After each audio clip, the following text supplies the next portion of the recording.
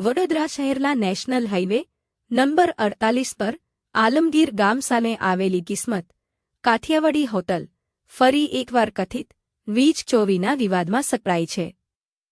છેલ્લા ઘણા સમયથી હોટલમાં વીજ ચોરી થતી હોવાના આક્ષેપો મીડિયા અને સોશિયલ મીડિયામાં ચર્ચાનો વિષય બન્યા છે.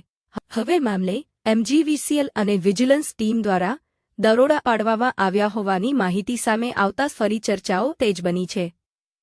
સ્થાનિક સ્તરે એવો આક્ષેપ થઈ રહ્યો છે કે હોટલમાં લાંબા સમયથી ચાલી રહેલી કથિત વીજ ચોરી અંગે અનેક રજૂઆતો છતાં સમયસર કાર્યવાહી કરવામાં આવી નહોતી, જેના કારણે કેટલાક કર્મચારીઓની સંભવિત મિલીભગત અંગે પણ સવાલો ઊભા થઈ રહ્યા છે. તાજેતરમાં મધ્ય ગુજરાત વીજ કંપની લિમિટેડ એટલે કે એમજીવીસીએલ અને વિજિલન્સ ટીમ દ્વારા આલમગીર ગામ સામે આવેલી કિસ્મત કાઠિયાવાડી હોટલ પર તપાસ હાથ ધરવામાં આવી હોવાની જાણવા મળ્યું છે. આ મામલે હોટલ સંચાલક અનિલ વાઘેલા અને કર્મચારી નિલેશ રાવલના નામ ચર્ચામાં આવ્યા છે. જો તપાસ દરમિયાન વીજ ચોરી સાબિત થાય તો ઇલેક્ટ્રિસિટી એક્ટ 2003ની કલમ 135 હેઠળ ક્રિમિનલ ગુનો નોંધાઈ શકે છે. કાયદા મુજબ દંડ, જેલ સજા તેમજ વીજ કંપની દ્વારા લાખો રૂપિયાનું પુરવણી બિલ ફટકારવાની પણ જોગવાઈ છે.